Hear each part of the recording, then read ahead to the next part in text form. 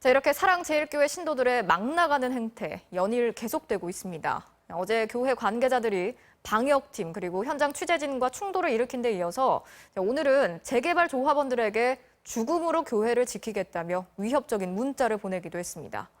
전광훈 목사가 이끄는 사랑제일교회에서 대체 왜 이런 일들이 일어나고 있는지 고은상 기자가 짚어봤습니다. 어제 오후 서울 성북구 장위동 사랑제일교회 근처 공무집행 중인 방역 차량을 향해 누군가 욕설을 퍼붓습니다.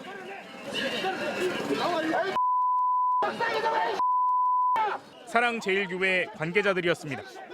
이들은 방역진을 거칠게 밀친 뒤 멱살까지 움켜쥡니다. 취재진에 대한 거친 항의가 방역팀에 대한 폭력으로까지 이어졌습니다. 코로나19 확진자 전광훈 목사는 서울의료원 입원 중에 기독교계 매체와 인터뷰를 했습니다. 주장에 거침이 없었습니다. 난 여기 서울의료원. 이 사건이 있기 전에 한 주일 전부터 제보가 왔어요. 바이러스 테러한다고. 재개발 지역에 위치한 사랑제일교회의 알박기 논란도 재점화됐습니다. 재개발 지역의 주민 99%가 이미 이주한 상황. 법원은 지난 5월 사랑제일교회의 명도 집행을 허가해 강제 철거가 가능해졌지만 사랑제일교회는 버티기로 일관하고 있습니다. 전광훈 목사는 사랑제일교회를 탄압하고 있다며 법원의 결정을 교인들을 동원해 매번 가로막았습니다. 이 방송을 보시는 분들은 오늘 바쁘시더라도 사랑제일교회로 총집결해 주셔서 이 불의한 자들을 물리쳐 주시고 교회를 지켜주시고. 실제로 명도 집행이 들어오자 극우 인사들도 동참을 호소했습니다.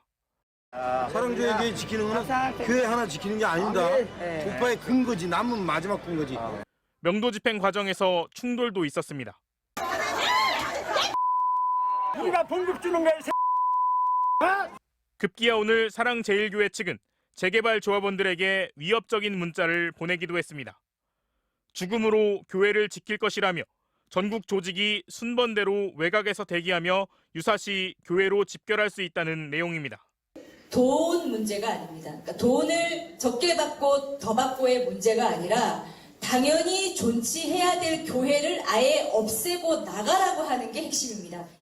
하지만 사랑제일교회가 이토록 과격하게 반발하는 실제 이유는 결국 돈 때문이 아니냐는 주장에 힘이 실립니다. 사랑제일교회는 지난 2018년 조합측과 재개발 지역 내 유동인구가 많은 곳에 같은 넓이의 땅을 받아 교회를 다시 짓고 이전 비용까지 받기로 협의했습니다.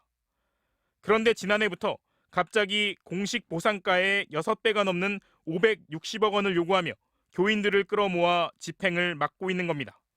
최소한 이 집을 짓고 모든 간 500억 이상은 보상을 받아야 된다. 교회를 지킨다면서 전국에서 끌어모은 지지자들과 함께 합숙까지 한 결과는 폭발적인 코로나19 확산이었습니다. 그러나 사랑제일교회 측은 오늘도 정부가 방역을 핑계로 정치적 박해를 하고 있다는 입장을 되풀이했습니다. MBC 뉴스 고은상입니다.